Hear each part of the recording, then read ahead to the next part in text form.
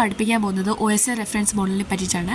So ഈ ഒരു model എന്തിനാണ് നമുക്ക് നോക്കാം. The model is called ISO OSI, that is international organisation for standardisation open systems interconnected.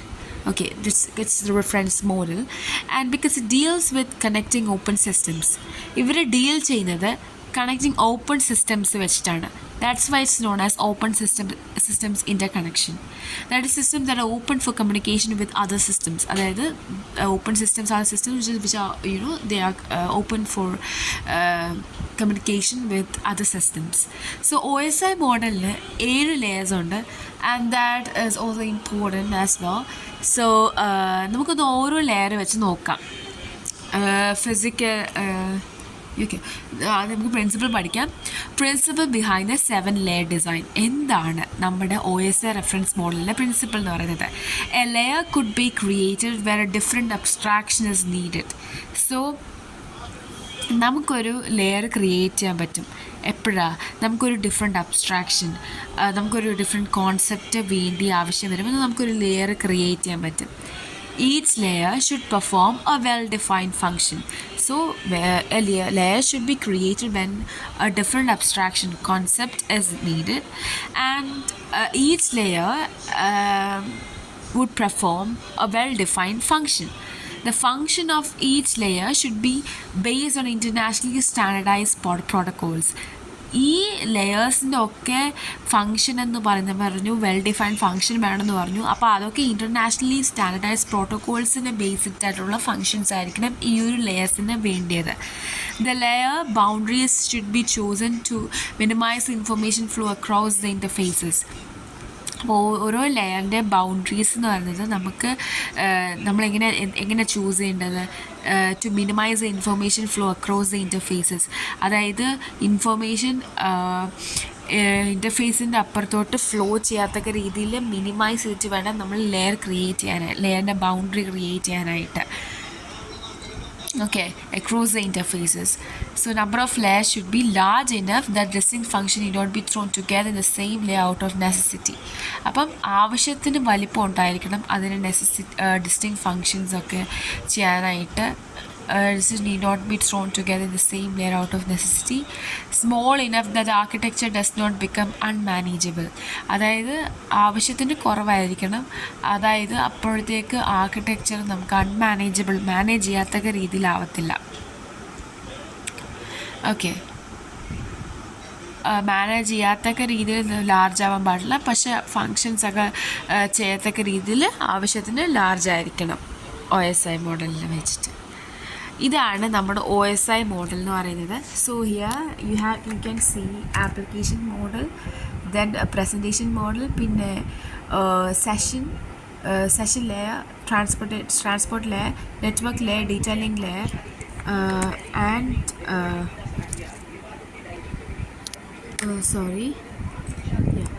അപ്പോഴത്തേക്ക് ഡേറ്റ ലിങ്ക് ലെയർ ഉണ്ട്, ഫിസിക്കൽ ലെയർ ഉണ്ട്. So you can see the protocols between those layers as well. എന്നിട്ട് നമുക്കിവിടെ കണ്ടോ protocol. Okay, network ഉണ്ട്, data link ലെയറിലുണ്ട്, physical layer, they are the routers. നമുക്ക് നോക്കാം. അപ്പോൾ ആദ്യം നമ്മൾ നോക്കുന്നത് ആപ്ലിക്കേഷൻ ലെയറാണ്. That is we are moving from the first. That is application layer. They are closer to the user. നമ്മുടെ യൂസറിനോട് ക്ലോസർ ആയിരിക്കും. It provides user interfaces and services to the user. UI കൊടുക്കും, അതുമാത്രമല്ല സർവീസസും നമ്മുടെ യൂസറിന് കൊടുക്കും. സർവീസസ് ഇവിടെ provide ചെയ്യുന്നത് mail services provide ചെയ്യും, file transfer access and management, remote login, accessing www world wide web. So നമുക്കിവിടെ വേൾഡ് വൈഡ് വെബ് ആക്സസ് ചെയ്യാൻ പറ്റും, റിമോട്ട് ലോഗിനുണ്ട്, file transfer access and management, mail services, ഇതൊക്കെ തരുന്നതാണ് ആപ്ലിക്കേഷൻ ലെയർ എന്ന് പറയുന്നത്.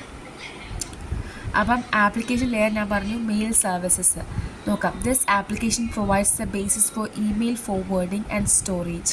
ഇമെയിലിൽ ഫോർവേഡ് ചെയ്യാനായിട്ടും സ്റ്റോറേജ് ചെയ്യാനായിട്ടും. സോ ഇവിടെ പ്രോട്ടോക്കോൾ യൂസ് ചെയ്യുന്നത് സിമ്പിൾ മെയിൽ ട്രാൻസ്ഫർ പ്രോട്ടോക്കോളാണ്. So here it's the mail service and here the protocol used is a simple mail transfer protocol. Okay, file transfer, access and management. This application allows a user to access the files in the remote host, to retrieve the files from a remote computer for use in local computer, and to manage or control files in a remote computer locally. So here the protocol is file transfer protocol. So it allows the user to access the files and retrieve files from the remote computer for use in local computer and to manage the files and all. അത് കഴിഞ്ഞിട്ട് remote login ആണ്. User can log in to a remote computer and access the resources of the computer. അതിൻ്റെ protocol എന്ന് പറയുന്നത് telnet ആണ്. That is user can login on to the remote computer and access the resources of the computer. That is remote login. പിന്നെ accessing the world wide വെബിൻ്റെ hyper text transfer പ്രോട്ടോകോളാണ് HTTP. Network news transfer protocol എന്ന് വെച്ചാൽ news ആർട്ടിക്കിൾസിനൊക്കെ വേണ്ടിയിട്ടുള്ള പ്രോട്ടോക്കോളാണ്. So mail services ഉണ്ട്, file transfer ഉണ്ട്, remote login ഉണ്ട്. ഇനി അടുത്തതെന്ന് പറയുന്നത് പ്രസൻറ്റേഷൻ ലെയറാണ്. Deals with actual formatting of the data. ഡേറ്റയുടെ ആക്ച്വൽ ഫോർമാറ്റ് ചെയ്യാൻ വേണ്ടിയിട്ടാണ് പ്രസൻറ്റേഷൻ ലെയർ എന്ന് പറയുന്നത്. The presentation layer is concern with the syntax and semantics of the information exchange between the two systems. രണ്ട് സിസ്റ്റം തമ്മിൽ exchange ചെയ്യുന്ന ഡേറ്റയുടെ സിൻടാക്സും സെമാൻറ്റിക്സും നോക്കുന്നതാണ്. So it's looks on the actual formatting of the data. So other functions എന്ന് പറയുന്നത് എൻക്രിപ്ഷനുണ്ട്, ട്രാൻസ്ലേഷനുണ്ട്, കംപ്രഷനുണ്ട്. So ഇതൊക്കെ നമ്മളെങ്ങനെയാണ് കംപ്രസ് ചെയ്യുന്ന ഡേറ്റ, എങ്ങനെയാണ് ട്രാൻസ്ലേറ്റ് ചെയ്യുന്ന ഡേറ്റ, എങ്ങനെയാണ് എൻക്രിപ്റ്റ് ചെയ്യുന്ന data. So it deals with the formatting, actual formatting of the data. Okay, അപ്പോൾ നമുക്ക് കംപ്രഷൻ ഓഫ് ഡേറ്റ ഉണ്ട്, എൻക്രിപ്ഷനുണ്ട്, ട്രാൻസ്ലേഷനുണ്ട്. ഓക്കെ, അപ്പോൾ കംപ്രഷനുണ്ട്, എൻക്രിപ്ഷനുണ്ട്, ട്രാൻസ്ലേഷനുണ്ട്. അപ്പോൾ നമുക്ക് കംപ്രഷൻ നോക്കാം. Data compression reduces the number of bits contained in the information. Data compression എന്ന് പറയുന്നത് നമ്മുടെ ഇൻഫർമേഷൻ്റെ അകത്തുള്ള നമ്പർ ഓഫ് ബിറ്റ്സിനെ കുറയ്ക്കുന്നതാണ്. Data compression becomes particularly important in the transmission of multimedia such as text, audio and video. അപ്പം ഇത് ഏറ്റവും കൂടുതൽ ഇമ്പോർട്ടൻ്റ് ആയിട്ട് വരുന്നത് ടെക്സ്റ്റ്, ഓഡിയോ, വീഡിയോ അതിനൊക്കെ സൈസ് കുറയ്ക്കാനായിട്ട്, കംപ്രഷൻ ഓഫ് ദ ഡേറ്റ അതിനൊക്കെയാണ്. ഇപ്പോൾ ഡേറ്റാസിനൊക്കെ ഫോർമാറ്റ് ചെയ്യാനായിട്ടാണ് ഈ ഒരു പ്രസൻറ്റേഷൻ ലെയർ നമ്മൾ യൂസ് ചെയ്യുന്നത്. സോ എൻക്രിപ്ഷൻ എന്ന് വെച്ചാൽ to catch the sensitive information a system must be able to ensure privacy. ഇപ്പോൾ ഒരു സെൻസിറ്റീവായിട്ടുള്ള ഇൻഫർമേഷൻ ക്യാരി ചെയ്യാനായിട്ട് ഒരു സിസ്റ്റം പ്രൈവസി എൻഷ്യൂർ ചെയ്യണം. Encryption means sender transforms original information to another form and sends a resulting message out over the network. Decryption reverses the original process to transform the message back to its original form. So എൻക്രിപ്ഷൻ്റെ ഓപ്പോസിറ്റാണ് decryption എന്ന് പറയുന്നത്. അപ്പം encryption എന്ന് വെച്ചാൽ എന്താണ്? The sender transforms original information. ഒരു original information ഉണ്ടല്ലോ, അത് നമുക്ക് വേറെ ഒന്നുമാക്കി മാറ്റും. And sends resulting message out over നെറ്റ്വർക്കിലേക്ക് റിസൾട്ടിംഗ് മെസ്സേജ് നമ്മൾ കൊടുക്കും. അപ്പം എൻക്രിപ്റ്റ് ചെയ്യാനായിട്ടാണ്, ഡേറ്റ എൻക്രിപ്റ്റ് ചെയ്യാനായിട്ടാണ്. അടുത്ത എന്താണ് translation? It makes machines with different internal representations to communicate. അതെന്ന് വെച്ചാൽ ഡിഫറെൻ്റ് ആയിട്ടുള്ള ഇൻറ്റേർണൽ റെപ്രസെൻറ്റേഷനുള്ള മെഷീൻസിനെ കമ്മ്യൂണിക്കേറ്റ് ചെയ്യാൻ വേണ്ടി യൂസ് ചെയ്യും. Because different computers use different encoding systems. So പലതരത്തിലുള്ള കമ്പ്യൂട്ടേഴ്സ് പലതരത്തിലുള്ള എൻകോഡിങ് സിസ്റ്റംസാണ് യൂസ് ചെയ്യുന്നത്. For example, if sending machines use ASCII code for representing data and receiving machines uses EBCDIC code for അപ്പോൾ അങ്ങനെയാണെങ്കിൽ ഇങ്ങനെ translate ചെയ്യുമെന്നർത്ഥം. അപ്പം ഒരു മെഷീനിലെ ഒരു വേറെ കൈൻഡ് ഓഫ് കോഡിങ് സിസ്റ്റം ആണെങ്കിൽ ആ കോഡിങ് സിസ്റ്റത്തിലേക്ക് ട്രാൻസ്ലേറ്റ് ചെയ്തിട്ട് മാത്രമേ നമുക്ക് ഷെയർ ചെയ്യാൻ പറ്റത്തുള്ളൂ. So that they could be understood. അപ്പം നമ്മൾ എന്ത് പഠിച്ചു? പ്രസൻറ്റേഷൻ ലെയർ ഫോർമാറ്റ് ചെയ്യുന്നു പഠിച്ചു അല്ലേ? കംപ്രസ് ചെയ്ത്, ട്രാൻസ്ലേറ്റ് ചെയ്ത്, പിന്നെ മൂന്നാമത് നമ്മൾ എൻക്രിപ്റ്റ് ചെയ്തു അല്ലേ? അടുത്തത് സെഷൻ ലെയറാണ് നോക്കുന്നത്. Session layer is responsible for establishing, managing, synchronizing and terminating sessions between end-user application processes. അപ്പം സെഷൻ ലെയർ എന്ന് പറയുന്നത് it is responsible for establishing, managing, synchronising and terminating sessions. That is terminating connection between end user application process. അപ്പം ഇതാണ് ഏറ്റവും കൂടുതൽ responsible ആവുന്നത് for managing and terminating the sessions. Other functions of dialogue controller, token management, synchronisation ഒക്കെ session ലെയറിൻ്റെ ഫങ്ഷൻസാണ്. Session ലെയറാണ് is responsible for establish ചെയ്യുന്നതും അവർ മാനേജ് ചെയ്യുന്നതും സിങ്ക്രണൈസ് ചെയ്യുന്നതും അതുമാത്രമല്ല ടെർമിനേറ്റ് ചെയ്യുന്നതും എന്തോന്ന് connections between end user application processes. നമുക്ക് സിങ്ക്രണൈസേഷൻ ഒരു ഇമ്പോർട്ടൻ്റ് ആയിട്ടുള്ള കാര്യമാണ്. കാരണം സെഷൻ ലെയേഴ്സ് നമുക്ക് ചെക്ക് പോയിൻറ്റ്സ് ആഡ് ചെയ്യാൻ സഹായിക്കും. Or synchronisation points, check points എന്ന് വെച്ചാൽ ഇപ്പം 500 പേജ് നമുക്ക് ചെയ്യണം.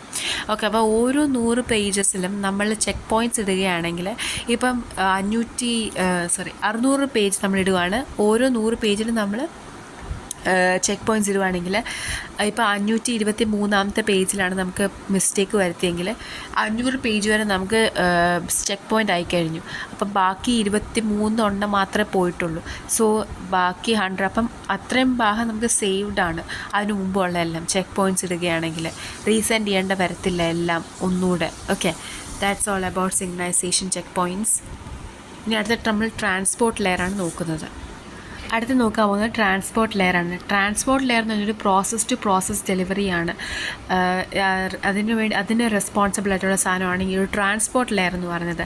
അതായത് അവർ ഡേറ്റ മെയിലിൽ നിന്ന് കിട്ടിയിട്ട് അതിനെ സ്പ്ലിറ്റ് ചെയ്ത് സ്മോളർ യൂണിറ്റ്സ് ആക്കും. എന്നിട്ട് അതിനെ പാസ് ചെയ്ത് നമ്മൾ നെറ്റ്വർക്ക് ലെയറിലേക്ക് കൊടുക്കും. അത് ഡേറ്റനെ സ്പ്ലിറ്റ് ചെയ്തിട്ട് നെറ്റ്വർക്ക് ലെയറിലേക്ക് കൊടുക്കും. ensure that the pieces arrive at the network layer correctly. Okay, it ensures whole messages arrive intact and in order. എന്നിട്ട് എല്ലാം ഇൻടാക്റ്റ് ആയിട്ട് ഓർഡറിലാണ് വരുന്നത് നോക്കും. Ensuring both error control and flow control. എന്തൊരു എറർ ഉണ്ടോ എന്ന് നോക്കും. പിന്നെ ഫ്ലോ കൺട്രോൾ, അതായത് ഇപ്പോൾ സെൻറ്റർ ഭയങ്കര സ്പീഡിലാണ് അയക്കുന്നത്, റിസീവർ പതുക്കെയാണെങ്കിൽ അത് എന്തെങ്കിലും എറർ വരും അല്ലേ. അല്ല, അങ്ങനെ ഒരു ഫ്ലോ കൺട്രോൾ ചെയ്യാനായിട്ട്, അതായത് സെൻറ്റർ അയക്കുന്ന അതേ സ്പീഡിൽ ഒന്നെങ്കിൽ റിസീവർ എക്യുപ്ഡ് ആവാനോ അല്ലെങ്കിൽ സെൻറ്റർ പതുക്കെ അയച്ചാലല്ലേ പിന്നെ റിസീവറിന് എല്ലാം റിസീവ് ചെയ്യാൻ പറ്റത്തുള്ളൂ. അതാണ് ഫ്ലോ കൺട്രോൾ എന്ന് പറയുന്നത്. അപ്പോൾ അതിനു വേണ്ടി 2 പ്രോട്ടോക്കോൾസ് ഉണ്ട്. ഒന്ന് TCP, മറ്റൊരു UDP.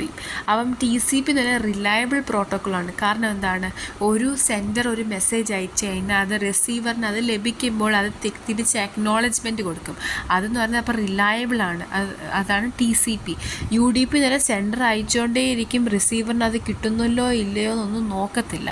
അതിന് എക്സാമ്പിൾ വീഡിയോ സ്ട്രീമിംഗ് ചെയ്യാണ്. വീഡിയോ സ്ട്രീമിംഗ് ചെയ്യാൻ നേരത്തെ എന്തുവാണ്, സെൻഡർ അയച്ചുകൊണ്ടേയിരിക്കും, റിസീവർ നോക്കുന്നില്ല അത് റിസീവറിന് കിട്ടുന്നുണ്ടോ നോക്കുന്നില്ല. വി ആർ നോട്ട് നമ്മൾ അത്ര ശ്രദ്ധിക്കുന്നില്ല അക്നോളജ്മെൻറ്റ്സിനൊന്നും.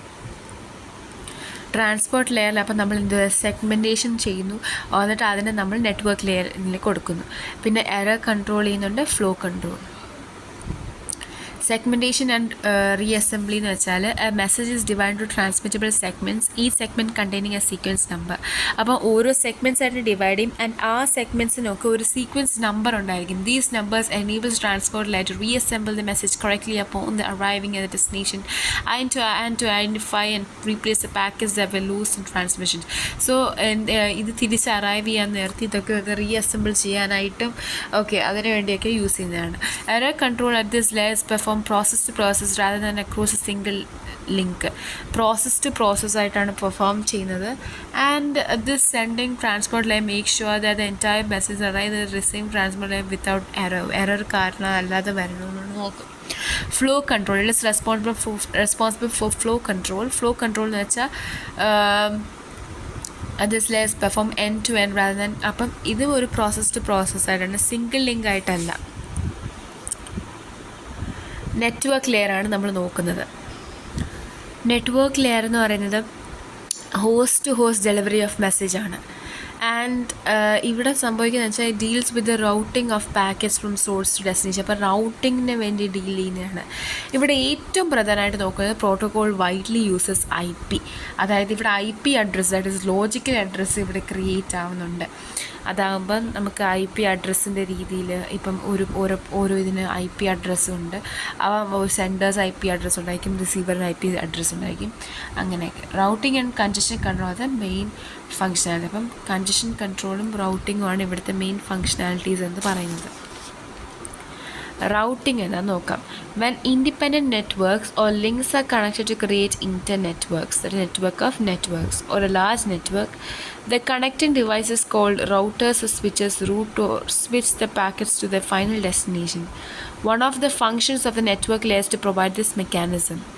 അതായത് നമ്മുടെ ലാർജ് നെറ്റ്വർക്ക്സിലൊക്കെ നെറ്റ്വർക്ക്സിലൊക്കെ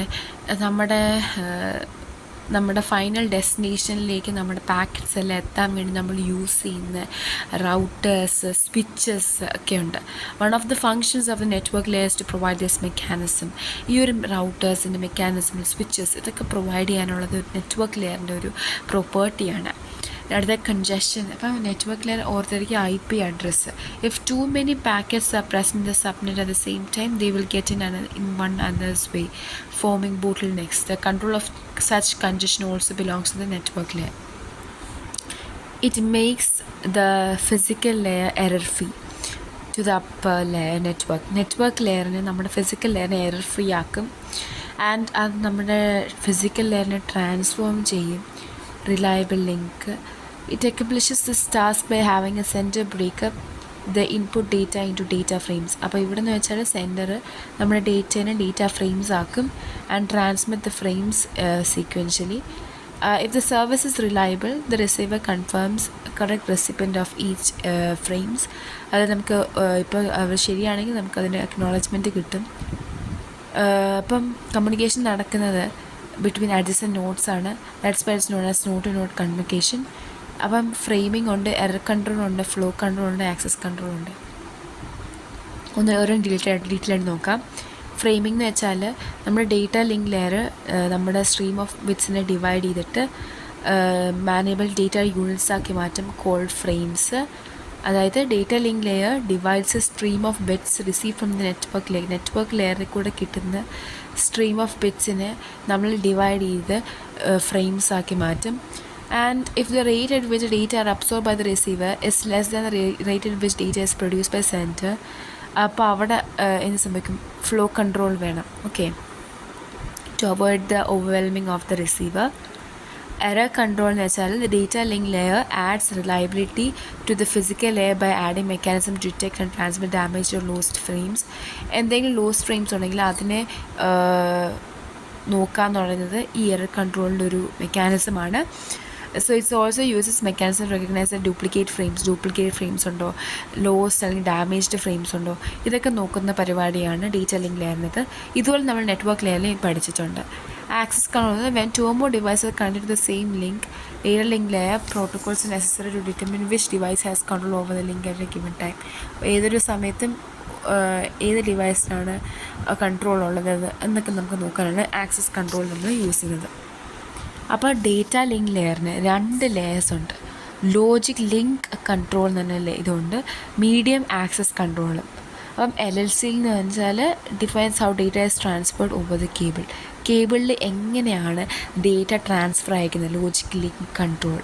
മീഡിയം ആക്സസ് കൺട്രോൾ എന്ന് വെച്ചാൽ sublayer determines how the channel is allocate, that is who gets to transmit next, അടുത്ത ആരായിരിക്കും ട്രാൻസ്മിറ്റ് ചെയ്യുന്നത്. മറ്റേത് how data is transferred over the cable. Medium access control എന്ന് വെച്ചാൽ who gets to transmit next. അടുത്ത physical layer ആണ് concerned with transmitting raw bits over a communication ചാനലിൽ raw ബിറ്റ്സിനെ ട്രാൻസ്ഫർ ചെയ്യാൻ വേണ്ടിയിട്ടാണ് concerned with transmitting raw bits. അപ്പം ഇവിടെ കൺസേൺ ചെയ്യുന്നത് റോ ബിറ്റ്സിനെ വെച്ചിട്ടാണ് over a communication channel. It deals with mechanical and electrical specifications of the interface and transmission medium. അപ്പം എന്താണ്, ഇറ്റ് ഡീൽസ് വിത്ത് മെക്കാനിക്കലായിട്ടും ഇലക്ട്രിക്കൽ സ്പെസിഫിക്കേഷനും എന്തിൻ്റെ ഇൻ്റർഫേസിൻ്റെ, അതുമാത്രമല്ല ട്രാൻസ്മിഷൻ മീഡിയത്തിൻ്റെ. സോ